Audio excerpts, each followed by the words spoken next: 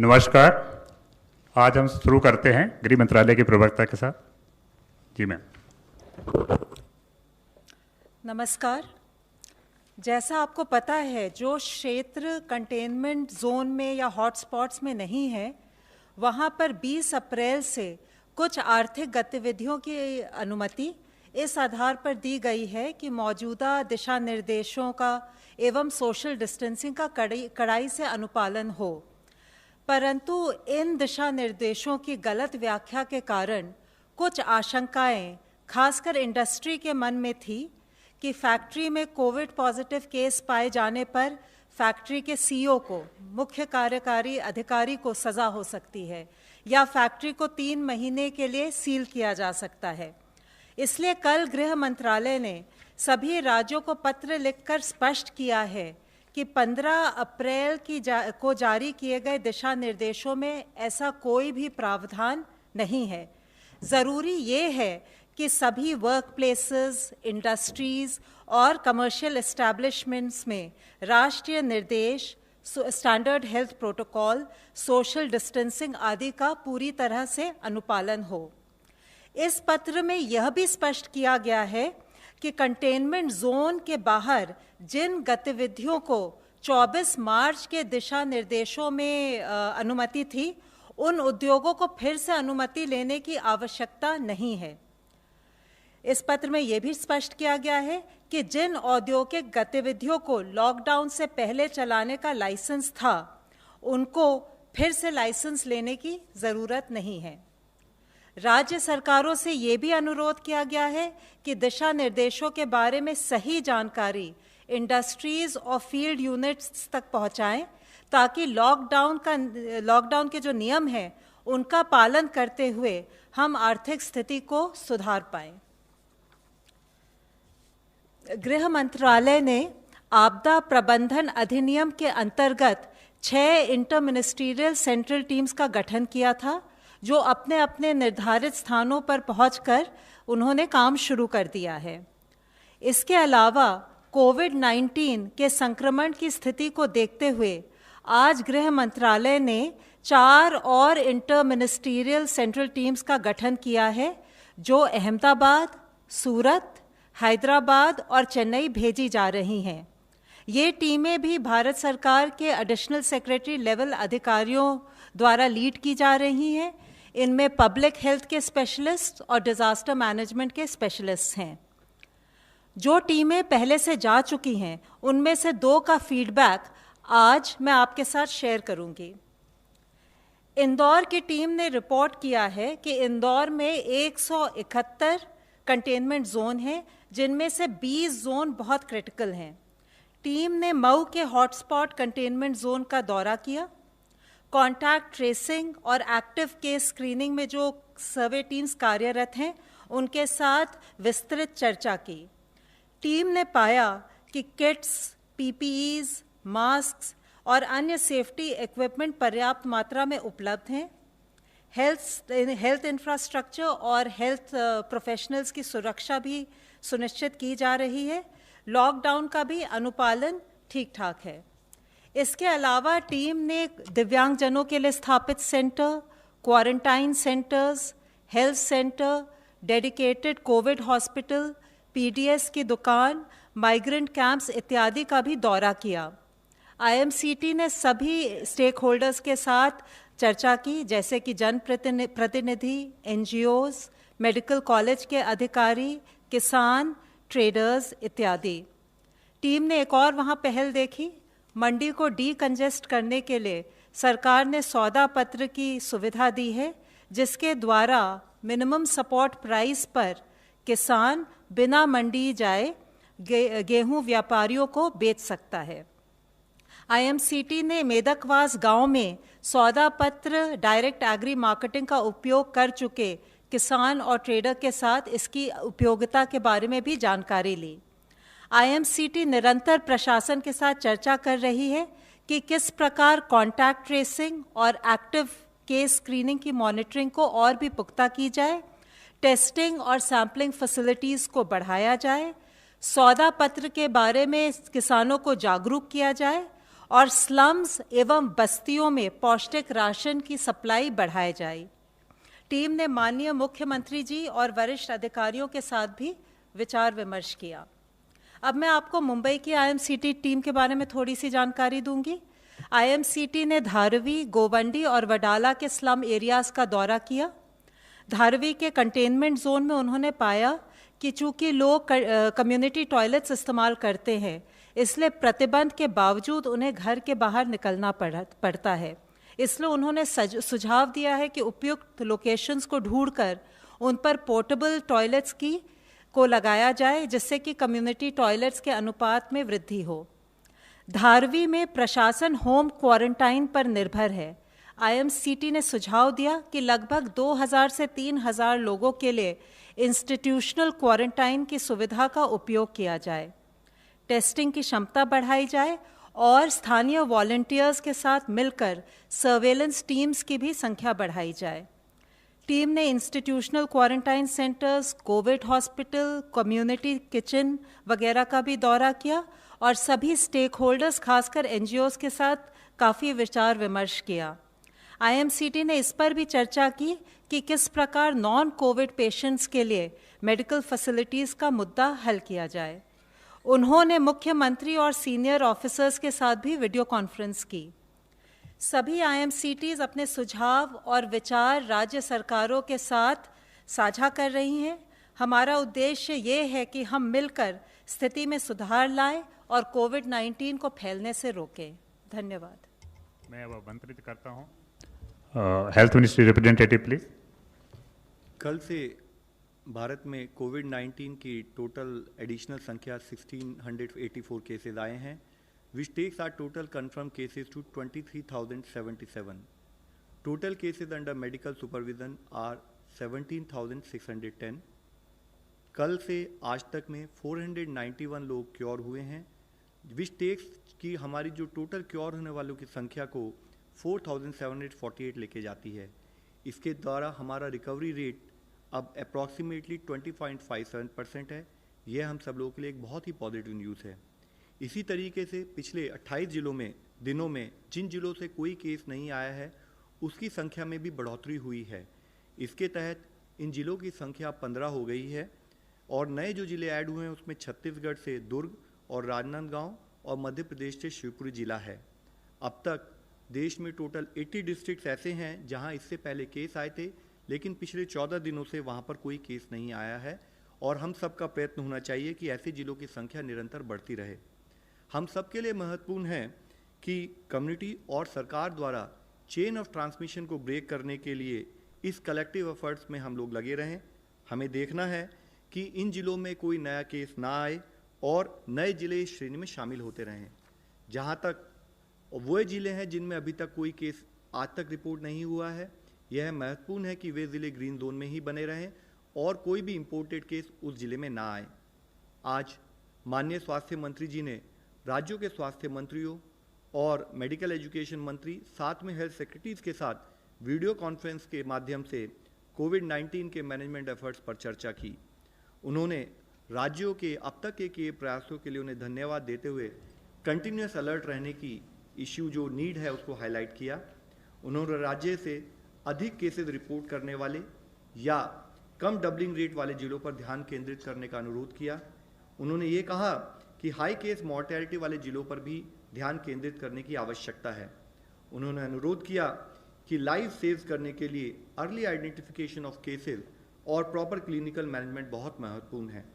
उन्होंने राज्य से यह इंश्योर करने के लिए अनुरोध किया कि बीमारी के साथ अननेसेसरी स्टिग्मा अटैच ना हो।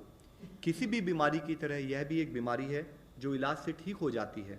पर्टिकुलरली क्योंकि यह इन्फेक्शियस डिजीज़ है तो बहुत ज़रूरी है कि उससे संबंधित पेशेंट को हम समय पर आइडेंटिफाई कर सकें और समय पर ट्रीटमेंट शुरू कर पाएँ। इसके लिए कम्युनिटी में हेल्थ सीकिंग बिहेवियर को बढ़ाने की, एनकरेज करने की बहुत ज़रूरत है। माननीय स्वास्थ्य मंत्री ने विश्व स्वास्थ्य संगठन के सभी सदस्य देशों के स्वास्थ्य मंत्रियों के साथ भी वीडियो कॉन्फ्रेंस के द्वारा अपने देश में किए एफर्ट्स के बारे में अपना यात्रा को साझा किया। उन्होंने विशेष रूप से ये हाईलाइट किया कि भारत के मैनेजमेंट एफर्ट्स में कम्युनिटी एंगेजमेंट और कंटेनमेंट एफर्ट्स इन दोनों ट्विन प्रिंसिपल्स पर काम किया है। उन्होंने rotary international, red cross society जैसे सोशल वेलफेयर ऑर्गेनाइजेशंस, एनजीओज और डेवलपमेंट पार्टनर्स के साथ भी बातचीत की। उन्होंने रेड क्रॉस से सफिशिएंट ब्लड स्टॉक्स को इंश्योर करने का अनुरोध किया। उन्होंने कहा कि वॉलंटरी ब्लड डोनेशन को बढ़ावा देने के लिए ज़रूरत हो तो डोनर्स को पिक और ड्रॉप करने जैसी फैसिलिटीज़ भी प्रोवाइड की जाएं। उन्होंने रेड क्रॉस को सुझाव दिया कि वे रिकवर्ड कोविड-19 पेशेंट्स के साथ कोऑर्डिनेट करें जिन्हें ब्लड डोनेशन के लिए मोबिलाइज किया जा सकता है। उनसे प्राप्त कॉन्वलेसेंट प्लाज्मा को कोरोना अफेक्टेड पेशेंट के अर्ली रिकवरी के लिए भविष्य में यूज़ करने का स्कोप हो सकता है। माननीय प्रधानमंत्री जी ने माननीय स्वास्थ्य मंत्री जी ने नागरिकों के सवालों का तेजी से जवाब देने के लिए कोविड-19 सेवा ट्विटर हैंडल शुरू करने की घोषणा भी की, जिससे कि ट्रेंड एक्सपर्ट द्वारा रियल टाइम में ऑथेंटिक हेल्थ और पब्लिक इंफॉर्मेशन प्रोवाइड की जा सकती है। आज माननीय प्रधानमंत्री जी ने देश भर के पंचायत के सरपंचों के साथ भी वीडियो कॉन्फ्रेंस के जरिए बातचीत की। सरपंचों ने लॉकडाउन मेजर्स को मेंटेन रखने के से संबंधित अपने अनुभवों और प्रयासों को भी शेयर किया। माननीय प्रधानमंत्री जी ने कहा कि संकट के दौरान ही हम बेस्ट और सच्चा पाठ सीखते हैं और कोरोना ने हमें सबसे बड़ा सबक सिखाया है, जो है आत्मनिर्भरता। उन्होंने पंचायतों से अपने इंफ्रास्ट्रक्चर को फर्दर मजबूत करने के लिए और बेटर विजिलेंस के लिए corona tracker application Aarogya Setu download करने के लिए और उसको प्रमोट करने के लिए भी अपील की। आज हम लोगों के साथ director NCDC doctor SK Singh और साथ ही member NITI Aayog doctor VK पाल भी उपस्थित हैं। वह चेयरमैन है एम्पावर्ड कमेटी ग्रुप 1, जो कि मेडिकल इमरजेंसी मैनेजमेंट के लिए कोऑर्डिनेट कर रहा है। मैं अब रिक्वेस्ट करूंगा कि वो further add. Director NCDC please first. आज मैं आपको भारत सरकार के स्वास्थ्य मंत्रालय ने जो सर्विलेंस और रिस्पांस सिस्टम, जो कि पूरे हमारे देश के 734 जिलों और 37 राज्यों में फैला हुआ है, इस पर बीमारी में किस प्रकार ये सर्विलेंस सिस्टम अपना योगदान दे रहा है और किस प्रकार इस सर्विलेंस सिस्टम के माध्यम से हम न केवल राज्यों से बीमारी के डाटा को एकत्र कर पा रहे हैं, बल्कि साथ ही उस डाटा का हम इफ़ेक्टिव एनालिसिस करके, जिसमें कि एपिडेमियोलॉजिकल इंटेलिजेंस को साथ में इस्तेमाल करते हुए हम एयरपोर्ट से जो चालू हुआ था, एयरपोर्ट की स्क्रीनिंग डाटा को कम्युनिटी डाटा से जोड़ने के माध्यम से और फिर उसके माध्यम से हम लोग आगे बढ़ते हुए हमने लाइव डैशबोर्ड तैयार किया, जिस डैशबोर्ड में स्पेशल सर्विलेंस सिस्टम का data directly from the district level direct capture होता था, जिसमें न केवल हम सर्विलेंस का डाटा कैप्चर करते थे, बल्कि लॉजिस्टिक और हॉस्पिटल और क्वारंटाइन और आइसोलेशन बेड्स का भी डाटा कैप्चर करते थे। साथ ही इसमें पीपीई की आवश्यकता और उसका भी एपिडेमियोलॉजिकल इंटेलिजेंस के माध्यम से ये अनुमान लगाया गया कि अगर हमारे केसों की दर या केस किस गति से आगे बढ़ेंगे, उसके अनुसार हमको कितने बेडों की आवश्यकता होगी, कितने हॉस्पिटल्स की आवश्यकता होगी, कितनी लॉजिस्टिक्स प्लानिंग हमको करनी पड़ेगी। ये भी इस पर्टिकुलर सर्विलेंस सिस्टम का एक मुख्य काम था। साथ ही मैं ये बताना चाहूँगा कि इस पर्टिकुलर सर्विलेंस सिस्टम का एक मुख्य काम होता है विभिन्न मंत्रालयों में एक कोऑर्डिनेशन नेटवर्क स्थापित करना, क्योंकि जैसा कि हम सब लोगों को मालूम है कि ये बीमारी, जिसमें कि न केवल एक उचित हमारे पास इफेक्टिव वैक्सीन भी मौजूद नहीं है, बल्कि एक इफेक्टिव इलाज भी मौजूद नहीं है। तो आज जो विश्व स्तर के सभी देशों में जो हमारी इस बीमारी में कारगर हथियार सिद्ध हुआ है, वह है कम्युनिटी सर्विलेंस। प्रमुख हथियार है इस पर्टिकुलर बीमारी में, जिससे कि हम सर्विलेंस के द्वारा जिन भी लोगों में ये बीमारी किसी भी रूप में है, चाहे वो हमको सिम्टोमेटिक रूप में मिले, चाहे एसिम्टोमेटिक रूप में मिले या माइल्ड सिम्टोमेटिक रूप में मिले, उन सभी संक्रमित लोगों को हम जल्दी से जल्दी कम्युनिटी सर्विलेंस माध्यम से चिन्हित कर सकें और उनको क्वारंटाइन या आइसोलेशन में तुरंत एडमिट कर सकें, जिससे कि ये लोग समाज में रह के बीमारी का और फैलाव होने से रोक पाएँ हम उसको। साथ ही एक मुख्य अंग इसका है जो कि हमारा लॉकडाउन से हमें कम्युनिटी ट्रांसमिशन चेन को कट करने का एक माध्यम मिला है, जो हमारे माननीय प्रधानमंत्री जी ने आज हमको एक बहुत ही मुख्य धारदार हथियार इस हमारी कम्युनिटी सर्विलेंस को पैना करने के लिए दिया है, वो है लॉकडाउन। मैं आपको इस पर्टिकुलर माध्यम से आगे ये बताऊंगा कि किस प्रकार लॉकडाउन ने हमारे जो इस सर्विलेंस नेटवर्क है उसको किस तरीके से प्रभावित किया। साथ ही मैं इसका एक और अंग आपको बताना चाहूँगा कि साथ ही साथ केंद्र के साथ राज्य सरकारों ने भी हमको इस सर्वेलेंस सिस्टम को आगे बढ़ाने में बहुत ही महत्वपूर्ण योगदान दिया है। डिस्ट्रिक्ट लेवल पर हमारी इस सर्वेलेंस सिस्टम की मुख्य इकाई है डिस्ट्रिक्ट सर्वेलेंस सिस्टम नेटवर्क, जो है हमारा डिस्ट्रिक्ट सर्वेलेंस नेटवर्क, जो कि डिस्ट्रिक्ट के कलेक्टर और डीएम के माध्यम से हम लोग हेल्थ सिस्टम और एडमिनिस्ट्रेशन सिस्टम को साथ साथ लाने में तैयार हुए हैं। और एक दूसरे के परस्पर सहयोग से हमने जो इस सर्वेलेंस सिस्टम के मुख्य अंग हैं, जैसे कि हॉटस्पॉट में हाउस टू हाउस सर्च, जो कि एक हमारा कंटेनमेंट जोन का प्रमुख एक माध्यम है, जिसके माध्यम से हम सर्च करके जो भी लोग आंशिक रूप से या संक्रमित होते हैं उन सबको हम आइडेंटिफाई करके उनका सैंपल कलेक्ट करते हैं। और सैंपल कलेक्ट करने में अगर पॉजिटिव पाया जाता है या उनके कॉन्टैक्ट्स पाए जाते हैं तो कॉन्टैक्ट्स को हम क्वारंटाइन में स्थापित करते हैं और केसेस को हम लोग आइसोलेशन हॉस्पिटल में करते हैं। साथ ही मैं आपको ये बताना चाहूँगा कि इन सर्वेलेंस सिस्टम के माध्यम से न केवल हम कम्युनिटी में इफेक्टिव मॉनिटरिंग भी कर पाते हैं, बल्कि एक कोऑर्डिनेशन के माध्यम से सेंट्रल सर्वेलेंस टीम के माध्यम से हम जिला स्तर से लेके राज्य स्तर से लेके केंद्र स्तर तक एक मॉनिटरिंग और सुपरविजन का नेटवर्क भी स्थापित कर पाते हैं। अगर आप इसी प्रकार देखेंगे कि सर्वेलेंस सिस्टम ने विभिन्न फेजेस में किस प्रकार से हम आगे चले हैं, तो आप पाएंगे कि आज हमारे इस सर्वेलेंस सिस्टम के माध्यम से 9,45,000 करीब लोगों को हम लोग पूरी निगरानी में रखे हुए हैं। इससे हम ये जानकारी आप लोगों के माध्यम से जनता को देना चाहेंगे कि ये सर्वेलेंस सिस्टम जो कि पूरे देश के जिले में फैला, हर जिले में फैला है, उसने 9 लाख पॉसिबल इन्फेक्टेड पर्सन्स को किस प्रकार एक अपनी निगरानी में रखा है, पैनी निगाह से। जैसे कि उनमें किसी भी प्रकार कोई भी लक्षण अगर इसमें संभावित नज़र आता है तो उनका तुरंत सैंपल लिया जाता है, भले ही ये क्वारंटाइन फैसिलिटी में हो या कम्युनिटी में होम आइसोलेशन क्वारंटाइन में हो। इन दोनों ही स्थितियों में अगर किसी को कोई सिम्टम डेवलप होता है तो उसका सैंपल लिया जाता है। जैसा कि आप इस ग्राफ के माध्यम से मैं दिखाने का आपको प्रयास करूंगा कैसे दिनों दिन हमारा ये सर्वेलेंस सिस्टम सबसे पहले, जबकि भारत में एक भी केस नहीं था, 23 जनवरी से ही चालू हो गया था और 23 जनवरी से ही हम लोग विभिन्न लोगों को अपनी इस निगरानी के क्षेत्र में लाने लगे थे। और इसी का हमें फलस्वरूप पहला जो हमारा केस आइडेंटिफाई हुआ, दूसरा केस आइडेंटिफाई हुआ, हमको यही सर्वेलेंस सिस्टम ने हमारी मदद की इन सबको जल्दी चिन्हित करने में और इस बीमारी के फैलाव को रोकने में। इसी प्रकार अगर आप आगे देखेंगे तो किस प्रकार के हमारे आगे के जो मेजर्स लिए गए, जैसे कि 3 इंपॉर्टेंट माइलस्टोन्स को मैं आपके सामने निर्धारित करना चाहूँगा। पहला माइलस्टोन था जब हमने इंटरनेशनल फ्लाइट्स को रोका। आप इस सब के साक्षी रहे हैं कि जिस प्रकार इंटरनेशनल ट्रैफिक रुका तो उसी ने हमको मदद की कि बाहर से, क्योंकि ये बीमारी बाहर से आई है, तो उनके माध्यम से जो संक्रमित लोग बाहर के ट्रैफिक के माध्यम से हमारे देश में आ सकते थे, उनका आने पे हमने एक सीमा तक अंकुश लगाया। क्योंकि मैं आपको बताना चाहूँगा कि ये बीमारी आदमी के शरीर में चलती है, इसीलिए हम किसी भी प्रकार की स्क्रीनिंग मैकेनिज्म से पूरी तरह हर चीज़ को एयरपोर्ट, पोर्ट या पॉइंट ऑफ एंट्री पर नहीं रोक सकते। कुछ ना कुछ लोग जिनमें बीमारी के लक्षण नहीं होते लेकिन कीटाणु होते हैं, ऐसे लोग इंक्यूबेशन पीरियड में बहुत संभावना है कि हमारी सोसाइटी में एंटर कर जाते हैं और इन्हीं लोगों के माध्यम से आगे का जो ट्रांसमिशन चेन है कम्युनिटी में वो आगे पनपता है। और बीमारी जो कि आप मुख्य तरह जानते होंगे, मैं आपको फिर भी बताना चाहूँगा कि यह बीमारी एक इस प्रकार की है कि अर्ली फेज में इसका ट्रांसमिशन बहुत ज़्यादा तेज़ी से बढ़ता है, जिससे कि लक्षण आने के पहले भी ये बीमारी दूसरे लोगों को लग सकती है।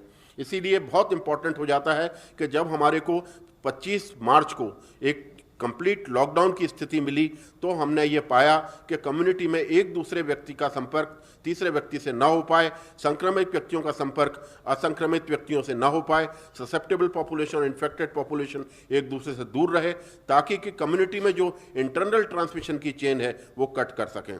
तो इसी का फलस्वरूप आप देखेंगे कि जिस गति से हमारे देश में इस केसेस के फैलाव को एक बिल्कुल निरंतर स्थिरता प्रदान हुई है वो लॉकडाउन से हुई है। उसके बाद की अगली हमारी एक और आवश्यकता जो कल हमारे CK मिश्रा साहब ने आपको बताया था कि टेस्टिंग को हमने किस तरीके से आगे बढ़ाया। टेस्टिंग ने भी हमें इसमें एक सफलता प्रदान की और इसी तरीके से आप देखेंगे कि जो हमारा ग्राफ बहुत तेज़ी से ऊपर जाना था वो उसके हम काफ़ी हद तक एक अंकुश लगा पाए। इसमें मैं आपको 4 माइलस्टोन मुख्य रूप पर बताना चाहूँगा जो कि हमारे लॉकडाउन के 4 हफ्तों को दर्शाता है। पहले 2 हफ्ते जैसा कि आप देखेंगे कि क्यूमुलेटिव केसेस हमारे कितने रहे, 1251 थे पहले, वो 4421 हुए दूसरे हफ्ते के अंत में। इसमें हमारा डबलिंग टाइम जो आप देखते होंगे रोजाना, और जिससे कि आप सभी काफ़ी हद तक वो भी होते जानकारी भी आपको मिल चुकी होगी कि हमारा डबलिंग टाइम इसमें डिक्रीज हुआ था। कारण क्योंकि जो इन्फेक्टेड लोग हमारी कम्युनिटी में आ गए थे उन सब लोगों को अगले 14 दिन में किसी न किसी रूप में लक्षण के माध्यम से सामने आना ही था, और उनके आने के दौरान हमारा डबलिंग टाइम या हमारा केस एक सीमा से बढ़ना था। लेकिन उसी के फलस्वरूप आप अगले 2 हफ्ते में देखेंगे कि 7 से लेकर 20 अप्रैल तक हमारे इसमें हमने देखा डबलिंग टाइम में किस तरीके का इजाफा हुआ, या हमने अपने केसों को दुगना करने की रफ्तार में किस प्रकार एक रोकने और एक ब्रेक लगाने की उस पद्धति में सफलता पाई। तो ये मैं आपको बताना चाहूँगा कि आज की तारीख में जो हमारा डबलिंग रेट 9 दिन तक पहुँच गया है, ये एक दिखाता है कि जो पेंडेमिक एक गति से तेज़ी से फैलाव कर रहा था दुनिया में, जिसने बहुत सारे देशों को अपने उसमें ले लिया है, वो उस पेंडेमिक पे हम किस हद तक अपने इन प्रयासों के दौरान कुछ हद तक रोक लगा पाए। धन्यवाद। धन्यवाद। अब मैं आमंत्रित करता हूं chairman empowered group 1 which is dealing with medical emergency and management plan. Sir. धन्यवाद। मैं डॉक्टर सिंह की बात को आगे बढ़ाते हुए चर्चा करना चाहूँगा कि इस 1 महीने में देश ने कोविड आउटब्रेक को कैसे एक बहुत ही इफ़ेक्टिव तरीके से, ज़ोरदार तरीके से काबू में लाने में सक्सेस अचीव करी है। तो एक तो डॉक्टर साहब अभी बता रहे थे इस ग्राफ पे कि हम 8.6 लगभग 9 दिन के ऊपर डबलिंग कर रहे हैं, और मैं बताना चाहूँगा कि अगर हम 3 दिन की अब एवरेज लें तो हम बड़ी खुशी से हम आपको बताना चाहेंगे कि ये डबलिंग अब जो है 10 दिन पे हो रही है। आप ये लेके चलिए कि अब ये डबलिंग जो है वो 10 दिन से हो रही है, और आप देख सकते हैं कि कहाँ वो 5 दिन में हो रही थी और 10 दिन में हो रही है। ये बहुत बड़ी अचीवमेंट है, और अभी इसके आगे और भी फ़ायदे होने वाले हैं। ये एक ग्राफ है जो कि इंडिपेंडेंट रिसर्चर्स सोशल मीडिया पे दिखाते हैं, और मैंने वहीं से मैं बात करना शुरू करूँगा। आप इसको मैं चाहूँगा कि आप ज़रा ध्यान से देखिए। इसमें हमारी जो सारी सोच, अचीवमेंट, एक्शन, मेहनत सारी एक तरह से मैं कहूँगा छुपी हुई है। अगर हम मार्च 21 पे वापस जाते हैं, बिल्कुल बॉटम पे जाइए, तो हम उस पॉइंट पे थे कि हमारी डबलिंग 3 दिन में केसेस की होनी शुरू हो गई थी। तब हमारे 300 केस थे लगभग, और 3 दिन 3.2, 3.3 लगभग उस रेट पे हम चले हुए थे। और बहुत इम्पॉर्टेंट चीज़ें हुई उसके बाद में, और माहौल बदल गया।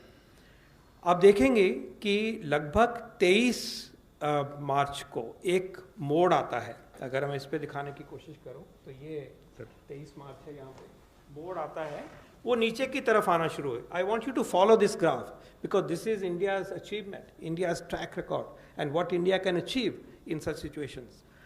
तो 23 मार्च को हम देखते हैं कि इसका डायरेक्शन बदल गया। 3 दिन वाली डबलिंग रेट की बजाय हम चल पड़े 5 दिन वाली डबलिंग रेट के ऊपर।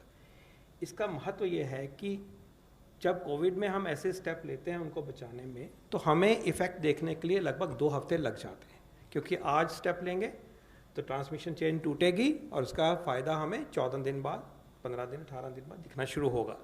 तो ये वो मौका है कि जो 23 मार्च को हमने देखा, अभी लॉकडाउन नहीं हुआ है, जनता कर्फ्यू हो चुका है, तो उस टाइम पे एक बदलाव आया, और वो इसलिए हुआ कि जो जिनका जिक्र डॉक्टर सिंह ने कहा, जो हमने ट्रैवल रिस्ट्रिक्शंस चालू करी और एक माहौल क्रिएट किया कि सोशल डिस्टेंसिंग को हम एक ना अपना एक नॉर्मल बिहेवियर बनाएंगे। और स्टेट गवर्नमेंट से सेंट्रल गवर्नमेंट ने सब ने मिल के जो फैसला कर लिया कि इस बीमारी को हमने बढ़ने नहीं देना है। उसका नतीजा हम देख रहे हैं कि मार्च 23 से इन्फ्लेक्शन आती है, और हम धीरे धीरे धीरे मार्च 29 के करीब आप देखेंगे कि हमारा डबलिंग रेट 5 पे हो गया। ये इंडिपेंडेंट डेटा मैं दिखा रहा हूँ। उसके बाद में कुछ परटर्बेशन हुई, डिस्टर्बेंस हुई, हम उससे थोड़ा पिछड़े, और फिर आप एक देखिए आगे चलते हुए जहाँ पे लिखा हुआ है अप्रैल 6 लिखा हुआ है। अब अप्रैल 6 जो है उसके बाद कंसिस्टेंटली हम 5 की तरफ और 5 को भी क्रॉस कर गए, मतलब 10 की तरफ बढ़ गए। तो ये जो इफेक्ट अप्रैल 6 को दिखाया जा रहा है इस इमेज में, वो इफेक्ट वो है जो कि बड़ा फैसला जो 24-25 तारीख को लिया गया है, लॉकडाउन का इफेक्ट जो है वो उस पॉइंट पे आप क्लियरली देख सकते हैं इस एनालिसिस में। और आप ये भी देख रहे हैं कि हम किस तरह से वो 3 दिन वाली डबलिंग पे अगर चलते रहते तो किधर जा रहे थे, और हमने बड़े फैसले लिए और उससे पहले भी इंक्रीमेंटल फैसले लिए, बाहर के ट्रैवल रिस्ट्रिक्शंस को देखा, उनको पकड़ा और इतना सर्वेलेंस किया हमने कि हम एक उसी तरक्की को करते करते लॉकडाउन जैसे बड़े फैसले के बाद एक अलग रूप में हम अपने देश को लेके आ गए और हमने इस बीमारी पे ऊपर काबू डाला। ये स्लाइड दिखाती है कि उसी का ही को ही ऐड किया गया है कि अगर हम 3 पे चले होते तो वो बीच वाली डॉटेड लाइन है, ओके, 3 डॉटेड लाइन है देख रहे हैं, एक 2 वाली है, और भी फास्ट ग्रोथ हो सकती थी। हम उस तरफ नहीं थे, कभी भी नहीं थे, लेकिन 3 वाली पे लगभग एक बारी पहुंच चुके थे, और फिर 5 दिन वाली है। तो आप क्लियरली देख सकते हैं कि अगर हम फास्ट रेप्लिकेशन पे ट्रांसमिशन हम नहीं रोक पाते तो हमारा रास्ता उस तरफ जा रहा था कि जहाँ पे कि कई देश पहुँच गए और वहाँ उन्होंने समस्या को। तो ये कहना होगा कि हमने जो लॉकडाउन का बड़ा फैसला इस देश ने लिया, प्रधानमंत्री जी ने ये फैसला बड़ा जो लिया, वो एक टाइमली डिसीजन था कि हम उस तरफ नहीं गए जहाँ पे कि बहुत सारी इन्फेक्शन फैलती और जान का नुकसान होता। ये हम आपके सामने डेटा से प्रस्तुत कर रहे हैं। अब उसी को अगर हम देखें कि 25 के बाद क्या हुआ, पहले भी हम अच्छा काम कर रहे थे और फिर पूरा लॉकडाउन किया, पूरी मेहनत लगा दी, तो उस मेहनत के बावजूद बाद हम ये देखते हैं कि उसका फ़ायदा ये है कि आज हमारे जहाँ पे लगभग 23,000 केस हुए हैं। तो ये इजी रिफ्लेक्शन है उसी मैथमेटिकल मॉडल की, उन स्कॉलर्स की, दिखाते हैं कि 73,000 तक आज नंबर पहुंच जाता अगर हम लॉकडाउन वाला फेज़ को ही अगर पकड़ें अगर, और अभी तो लॉकडाउन चला भी हुआ है, उसका असर भी चलेगा, जैसे मैं भी आपको आगे दिखाऊंगा। ये डेटा दिखाता है कि कंफर्म्ड केसेस क्या हैं। एक और तरह से हम इसी चीज़ की चर्चा एक और अलग तरीके से करते हैं। तो ये चले हुए हैं, धीरे धीरे बढ़ रहे हैं, लेकिन कंट्रोल में है।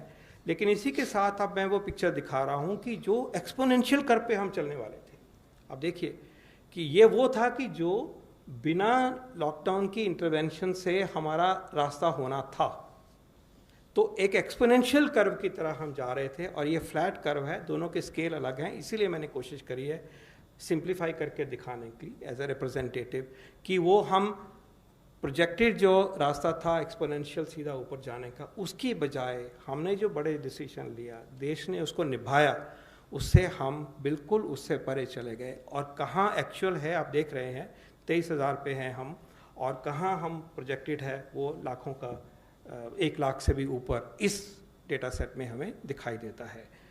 इसी को अगर हम आगे बढ़ाएं तो ये एक समरी स्लाइड की तरह मैं आपको दिखा सकता हूँ। इसमें 3-4 चीज़ें इकट्ठी दिखाई गई हैं, कुछ का जिक्र हो गया है लगभग, कि हमारा डबलिंग रेट जैसे मैंने बताया आज 10 है, आप 10 की फिगर देख रहे हैं, और येलो वाला पोर्शन है हमारा पहला लॉकडाउन, और फिर का एक्सटेंडेड वाला ग्रीन वाला पोर्शन है। लॉकडाउन का असर जो दिखना शुरू हुआ 4-5 अप्रैल से दिखना शुरू हुआ, वहाँ मैंने लाइन दिखाई है, क्योंकि उससे पहले वो असर दिखने से पहले हमें वक्त लगता है कि ट्रांसमिशन पे इफेक्ट होने के 10-12-14 दिन लगते हैं। तो आप देख रहे हैं कि उसके बाद स्लोइंग हुई है, और अगर आप देखें कि मैथमेटिकल मॉडल दिखाता है कि ये ऐसे फ्लैट होना शुरू हो रहा है। और आप ये भी देख रहे हैं कि अभी भी जो हमारी सेकेंड फेज़ है लॉकडाउन की, उसमें हम मिडिल स्टेज में हैं, और क्योंकि असर अगले 14 दिन, 15 दिन, 20 दिन भी चलेगा, तो हमारा ये असर मई के पहले से दूसरे हफ्ते तक भी दिखेगा। तो ये बताता है, दर्शाता है कि हमारे देश ने किस तरह से इस आउटब्रेक को रिसेंट टाइम्स में, particularly in the context of lockdown, how it has been handled, and what the true results of this are, and therefore I'm happy to state number 1 कि लॉकडाउन का फैसला टाइमली फैसला था। ये फैसला देश ने तब नहीं लिया कि जब हम बहुत ज़्यादा इन्फेक्शन फैल गई थी, डेथ्स होनी शुरू हो गई थी, उससे बच गए। पहली बात तो ये है, और ये फैसला सूझबूझ के साथ लिया गया है, एक्सपर्ट्स की पूरी राय को लेके लिया गया है, हर पहलू को देखभाल करके लिया गया है, और जो साइंस बताती है, जो एपिडेमियोलॉजी साइंस बताती है, एपिडेमिक्स की जो साइंस हमें बताती है कि किस तरह से इन चीज़ों को काबू करने के लिए करना जाना चाहिए, उसको पूरी तरह से मद्देनज़र रह के किया गया, और आप उसका नतीजा अपने सामने देख रहे हैं। दूसरी बात यह है कि देश ने दिखाया कि लॉकडाउन इफ़ेक्टिव था। अगर आप ये ट्रेंड्स आप देखिए कि हम कैसे अलग हो गए, कैसे हमने अपने आप को बचाया, और उसमें जो भूमिका रही है सर्वेलेंस की और सारी मेहनत की और सब देश की मेहनत की, वो आपके सामने है। ये इफ़ेक्टिव था, इसलिए हम यहाँ तक पहुँचे हैं, और जान बची हैं, इन्फेक्शन बची है, उसके जो होने वाले परिवारों को नुकसान है वो बचा है, डेथ्स बची हैं। लेकिन ये भी याद रहे कि अभी भी लॉकडाउन का असर अभी हमने और भी देखना है, और जो स्कॉलर्स की मैं बात कर रहा था उनके हिसाब से तो डबलिंग टाइम अभी 14 दिन भी हो गया है, तो हम और भी इसका फ़ायदा देखेंगे। ये ऐसे डिप होना चाहिए, यही दिखाता है एक्सपर्ट्स की राय है, तो वो अब भी आगे भी आएगा, लेकिन हमने इसको संजो के रखना है। ये जो चीज़ अभी हम एज अ कंट्री अचीव कर चुके हैं, हमें इसको आगे कैसे लेके जाना है, आगे कैसे इसी के गेन्स को हमने प्रोटेक्ट करना है, और अपनी ज़िंदगी को नॉर्मलाइज करते हुए भी इस एपिडेमिक को, इस पैंडेमिक को कंट्रोल में रखना है। ये हम सब के लिए एक हमारी ड्यूटी है। इसमें जो भूमिका रही है सर्वेलेंस की, वो बिल्कुल बहुत वर्ल्ड के जो बेस्ट सर्वेलेंस सिस्टम है इंडिया ने वो दर्शाया है। ये हमारा एक पिलर ऑफ स्ट्रेंथ रहा है, और मैं चाहूँगा कि आज हम उस काम के लिए जो हमारी इंस्टीट्यूशंस हैं जिन्होंने ये काम करा है, उनको आप धन्यवाद भी करें, उनको हम अप्रिसिएट भी करें, अपलॉड भी करें। दूसरा ये है कि इस पीरियड में जो सबसे बड़ी बात, कल 3 बातें कही थी श्री मिश्रा जी ने। उन्होंने कहा था कि हमने डिजीज़ को काबू पाया इस महीने में, हमने टेस्टिंग इम्प्रूव करी, हमने प्रिपेयर करी। मैं उसमें चौथी चीज़ आज जोड़ना चाहूँगा, और वो है कि देश ने अपना बिहेवियर बदला है, एक जन आंदोलन का रूप लिया है हमारे इस एंडेवर को, इस डिजीज़ को कंट्रोल करने के लिए। हर गांव में, हर कस्बे में, हर जगह पे एक पूरी सोच फैली हुई है कि हम इसमें जुड़े हुए हैं, और ये जो मैसिव बिहेवियर चेंज है, ये जन आंदोलन बना है, कम्युनिटी पार्टिसिपेशन जिसकी चर्चा माननीय स्वास्थ्य मंत्री जी ने करी, जिसका जिक्र किया गया है, ये जो भागीदारी बनी है और एकजुट होकर हम सब आए हैं, ये एक बहुत बहुत बड़ी अचीवमेंट है। आगे भी हमें सतर्क रहना है, आगे की स्ट्रेटजी जो है वो प्लान करी जा रही है, सोचा जा रहा है कि आगे किस तरह से हम ये जो हमने गेन्स करे हैं, सक्सेस पाई है अभी तक, उसको संजो के, उसको और दृढ़ता से हम आगे कैसे लेके जाएंगे। ये जैसे जैसे ये फैसले होते हैं, आपके सहयोग से, आपके सजेशंस के साथ, जनता की भागीदारी के साथ, वो हम आपके सामने प्रस्तुत करते रहेंगे। पर आज हम कह सकते हैं कि इस देश ने इस महामारी को काबू करने के लिए जो स्टेप उठाए हैं वो टाइमली थे, अच्छे थे, पूरी तरह से निभाए गए हैं, और एक बहुत मजबूती से आगे हम इस बीमारी को पूर्ण रूप से कंट्रोल करने को, ख़त्म करने के लिए बिल्कुल हम तैयार हैं। धन्यवाद। धन्यवाद सर। आई थिंक आपने समराइज बहुत अच्छे से किया sir. Tough decision were taken which were the timely decision and result oriented decision. Flat curve के लिए हम सभी लोगों की भागीदारी रही है, जो एक्सपोनेंशियल कर्व थी, बट उम्मीद करते हैं कि बहुत जल्दी से जल्दी ये हॉरिजॉन्टल कर्व बने और हम लोग जो है इसका फायदा उठाएं sir, normalisation of the life cycle के लिए। पहला क्वेश्चन लेते हैं प्रसभ देव श्रीवास्तव। सर सवाल ये है कि केंद्रीय स्वास्थ्य मंत्री जी ने ये कहा है कि 4 महीने में कम हो जाएगा, इसका आधार क्या है? और इसी से जुड़ा ये है कि पंजाब के मुख्यमंत्री ने भी ये बात कही है कि सितंबर तक ये जो है इस पर काबू पाएंगे, फिर धीरे धीरे ये कम होने लगेगा। तो दोनों बातों का आधार क्या है? सर देखिए, मुख्य उद्देश्य जो इसके द्वारा हम बताना ये चाह रहे हैं कि अगर हम अपने कंटिन्यूस एफर्ट्स करते रहेंगे, तो जैसे कि अभी हम लोगों ने डिस्कस किया, एक स्थाई पर हम इसके कर्व को फ्लैट कर पा रहे हैं, और इसी कंटिन्यूड एफर्ट्स के करते हुए एक तरफ साइंस में न्यू वैक्सीन, न्यू ड्रग्स के ऊपर चर्चा चल रही है। दूसरी तरफ हमारा जो ट्विन एफर्ट्स है both in terms of containment and behavioural change, उसके द्वारा हमें लगता है कि हम आने वाले टाइम में इस डिजीज़ से बचा पाएंगे। तो ये जो टाइम पीरियड के अगर आप देखें तो ये टाइम पीरियड हम डिफरेंट टाइप से एनालिसिस करते रहते हैं over a period of time, कि उसके बेसिस पर हम ये पाते हैं कि अगर हम इसी स्पीड से बढ़ते रहें तो क्या आने वाले टाइम में हम उस स्टेज पर पहुंच जाएंगे कि हम एक हद तक ये कह सकें कि देश इस बीमारी से हर तरह से हर संभव तरीके से मैनेज करने के लिए तैयार है या नहीं।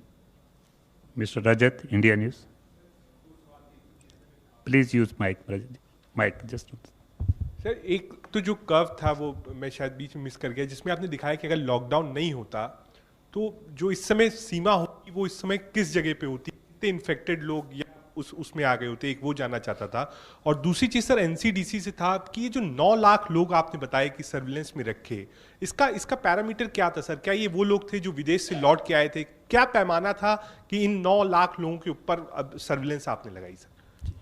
पहले हिस्से का जवाब मैथमेटिकल मॉडलिंग का ही कह सकते हैं, स्पेकुलेटिव ही होता है, लेकिन ये शायद कहा जा सकता है कि कम से कम हमारा अगर इसके चलते नहीं होते तो लगभग 1 लाख केसेस के लगभग हम पहुंच गए होते। ये हम एक रीजनेबल एस्टिमेट कहा जा सकता है। Sir I add on this, जो ये प्रोजेक्शन हम जो करते हैं, अगर आप देखें कि उस पर्टिकुलर समय पर हमारे देश में क्या ग्रोथ पैटर्न है, एक वह उस टाइप से एनालिसिस की जाती है। दूसरी एक एनालिसिस ये की जाती है कि अगर हम कोई और स्टेप ना भी लेते, जैसे हमने बात की एक तरफ लॉकडाउन और दूसरी तरफ कंटेनमेंट, तो इन दोनों को ना लेते तो क्या हमारा expected rate of growth of cases होता। इन दोनों को सामंजस्य करते हुए हम पाते हैं कि हमारा जो ट्रेजेक्ट्री होती जैसे कि मैप में दिखाई गई है वह बहुत स्टीप होती और हमारे केसेस बहुत ज़्यादा होते।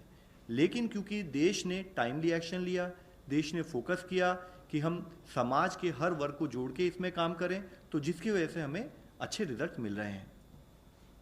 जी, आप ऐड करें। जो आपने दूसरा प्रश्न पूछा जो कि हमने 9,45,000 लोगों का कैसे वो किया, इसके देखिए विभिन्न पहलू हैं। पहले हम लोगों को हमारी एक्सटर्नल अफेयर्स मिनिस्ट्री से जानकारी मिलती थी कि कितने लोग हमारे एयरपोर्ट्स, बोर्ड्स और सी पोर्ट्स के माध्यम से देश में आ रहे हैं।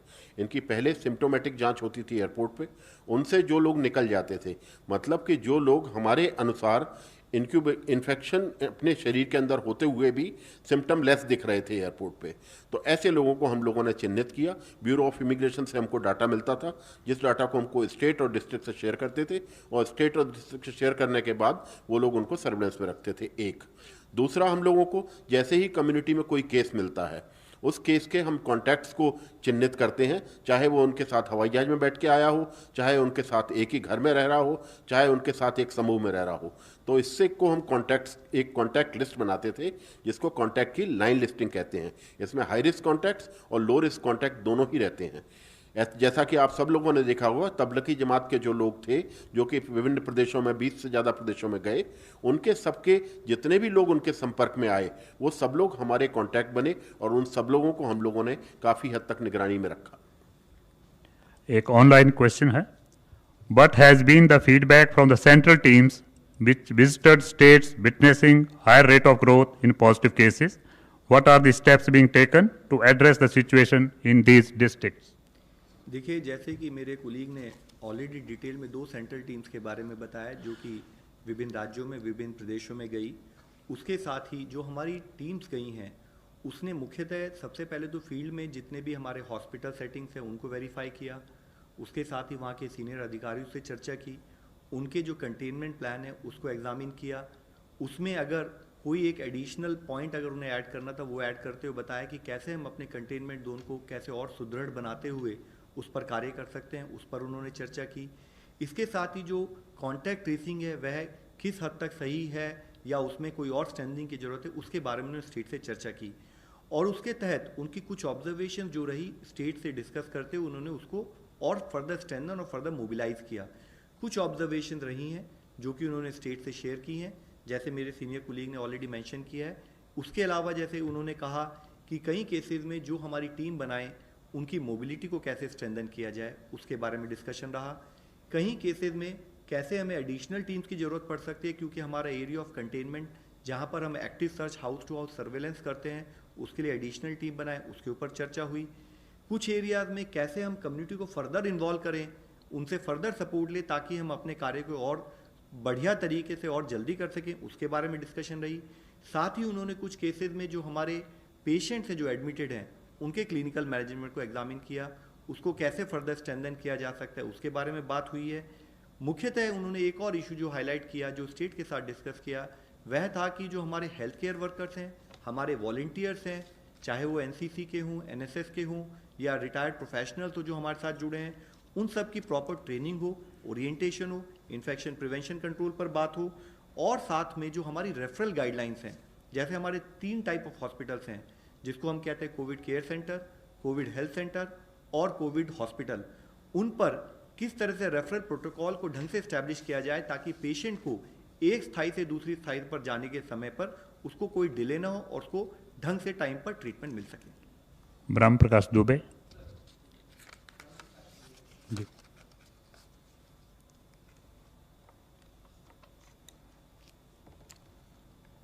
सर, ब्रह्म प्रकाश दुबे, जी न्यूज़ से। सर, मेरा सवाल एक पहले गृह मंत्रालय से है। जो अभी सर ने बताया कि तबलीगी जमात के लोग जो 20 राज्यों में फैले थे, क्या और कुछ नए मामले आए हैं? क्योंकि यूपी में भी कुछ फॉरेनर्स पकड़े गए हैं तबलीगी से जुड़े, तो राज्यवार ब्यौरा क्या है और महाराष्ट्र की खासतौर से क्या स्थिति है, क्योंकि वहाँ ज़्यादा मामले बढ़ रहे हैं? मेरे पास अभी आंकड़े तो उपलब्ध नहीं हैं, पर जैसे मैंने आपके साथ पिछली बार शेयर किया था कि 40,000 से ज़्यादा लोगों को कंटेनमेंट 40,000 से ज़्यादा लोगों को आइडेंटिफाई करके उनको क्वारंटाइन किया गया था। सर, स्वास्थ्य मंत्रालय I think there is somebody else in the queue. स्वास्थ्य Just मंत्रालय please से। wait. पीयूष पांडे। एक ही सवाल।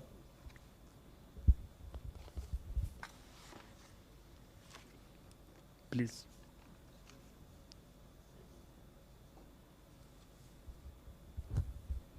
मेरा सवाल ये है कि हाउस होल्ड सर्वे की जो बात की जा रही है वो किस तरह से किया जाएगा? अगर जो जैसे आंध्र प्रदेश में शुरू किया गया आशा वर्कर्स के थ्रू, और उसकी कितनी मतलब सटीक रिपोर्ट आती है और कितना उसे मानक देते हैं आप लोग?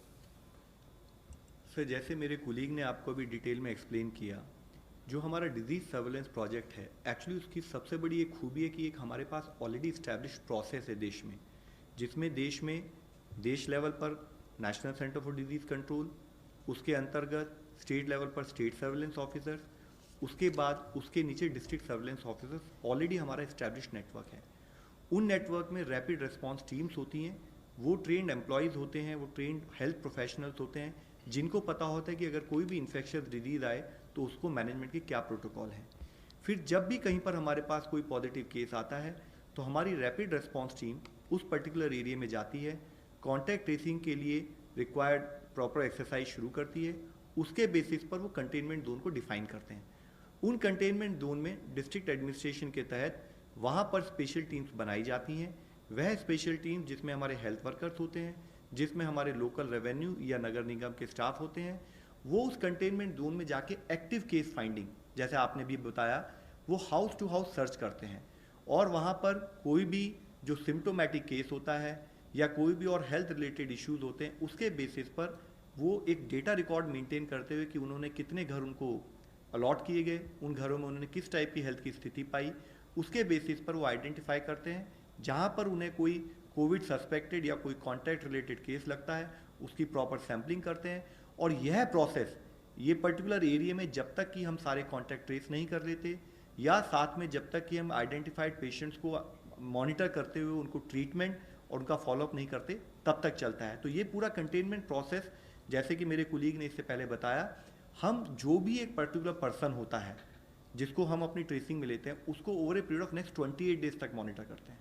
क्योंकि वायरस का इंक्यूबेशन पीरियड अगर हम 14 दिन माने तो ट्वाइस द इंक्यूबेशन पीरियड हम पर्टिकुलर पर्सन को मॉनिटर करते हैं। ये हमारी स्पेशल टीम उसके तहत काम करती है। Last question Prashant from ABP news.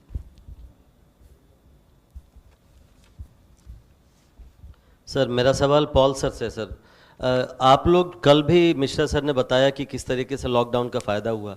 जो भी आप लोग फिगर दे रहे हैं सर, अभी वो टेस्टिंग कल 5 लाख का आंकड़ा था, आज कुछ और बढ़ गया होगा।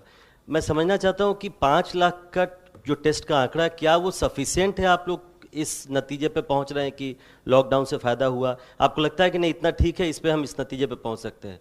दूसरा सवाल कि क्या आपको लगता है कि तब लॉकडाउन का जब इतना फ़ायदा है तो 3 मई के बाद बढ़ाना चाहिए इसको, क्योंकि इस तरह की बातें शुरू हो गई? I think it's too early to decide on that, but I'll request. कल श्री मिश्रा जी ने बहुत अच्छे तरीके से जो हमारी टेस्टिंग स्ट्रेटजी है उसके ऊपर प्रकाश डाला था, और उन्होंने कहा था, और बिल्कुल ठीक तरह से एक्सप्लेन किया उन्होंने, कि टेस्टिंग स्ट्रेटजी एक नुआंस्ड अप्रोच हमारे देश की रही है।